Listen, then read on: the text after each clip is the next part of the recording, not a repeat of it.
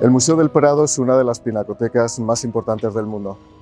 Probablemente aquí se representa toda la historia, no solamente de nuestro país, sino parte de lo que es el conjunto de las obras pictóricas y escultóricas de todo el arte mundial. El Museo del Prado es un lugar de referencia, un lugar permanente donde se condensa, como decía antes, parte de nuestra historia nacional y parte de la historia europea y del mundo. Pero habría sido algo diferente si hubieran acontecido algunos hechos que muy poca gente conoce. Fundamentalmente los relativos a las obras de arte vinculadas a los desnudos. El desnudo en el arte ha estado presente sistemáticamente, entre otras cosas porque el cuerpo humano ha sido considerado como un paradigma de belleza, de armonía, una síntesis de la perfección.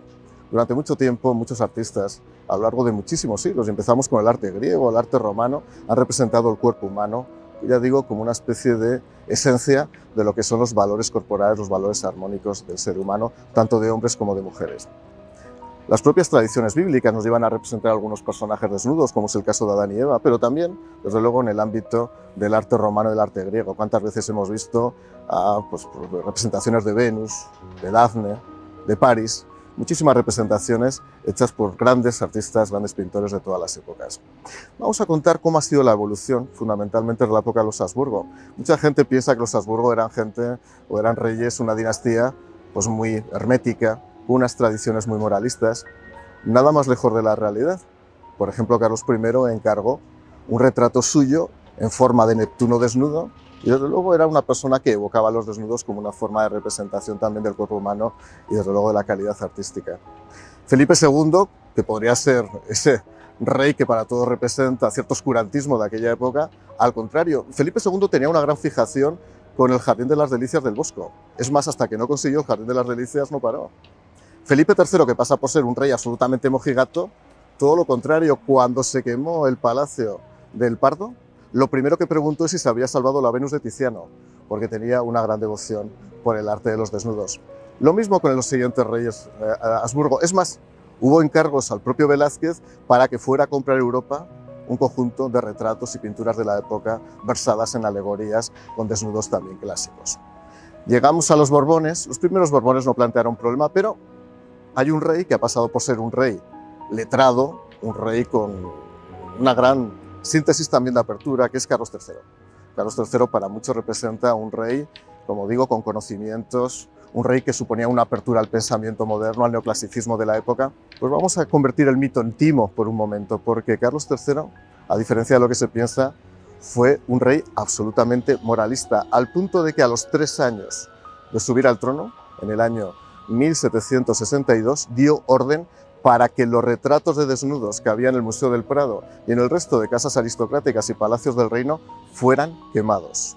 La orden se dio a Antón Rafael Mengs, pintor de cámara del rey, y también a un pintor aragonés que se llamaba Alejandro de la Cruz. La verdad es que tuvimos la inmensa suerte de que Mengs consideraba que era una especie de herejía quemar aquellos cuadros, cuadros de Rubens, cuadros de Durero, cuadros de Tiziano, las Tres Gracias, Adán, la Tabla de Eva, el Juicio de París, también retratos de Jordans.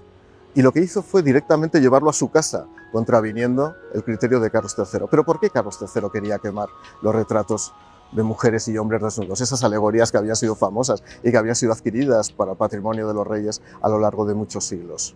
Probablemente por cuestiones religiosas. No hay una razón comprensible, los historiadores han investigado mucho sobre el tema, probablemente por influencia del confesor real, probablemente por influencia moral y católica de la época. Hay que recordar que Carlos III quedó 30 años sin mantener ninguna relación aparente con ninguna mujer.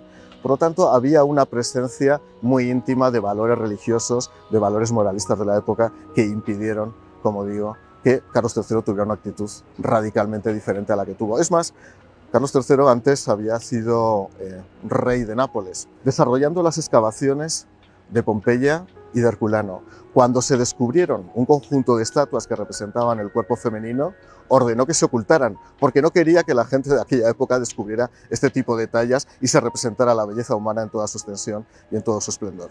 Afortunadamente, Mengs se llevó las obras a su casa y estuvieron ocultas hasta que, pasado el tiempo, consiguieron volver nuevamente a su destino. Pero no acabó aquí el asunto, porque el hijo de Carlos III, Carlos IV, superó a su padre. Carlos IV dio la orden nuevamente en el año 1792, de quemar más de 20 obras muy representativas. Volvíamos a los Ticianos, volvíamos a Durero, volvíamos a Rubens, volvíamos a los grandes autores de la época. Afortunadamente, en aquel momento, el encargo se hizo al marqués de Santa Cruz, que era el mayordomo real del rey. Desobedeció al rey expresamente y ordenó que en la Real Academia de Artes se abriera una cámara reservada para que todas esas obras estuvieran ocultas durante el tiempo de pánico de Carlos IV. Carlos IV tampoco podía ver de ninguna manera el desnudo. Afortunadamente, como digo, los académicos tuvieron el prestigio de tener todas esas obras encerradas durante varios años en esa cámara secreta y disfrutaban eventualmente de su visión. Tuvo que llegar José I Bonaparte para que esas obras recuperaran nuevamente la luz y fueran disfrutadas por todos.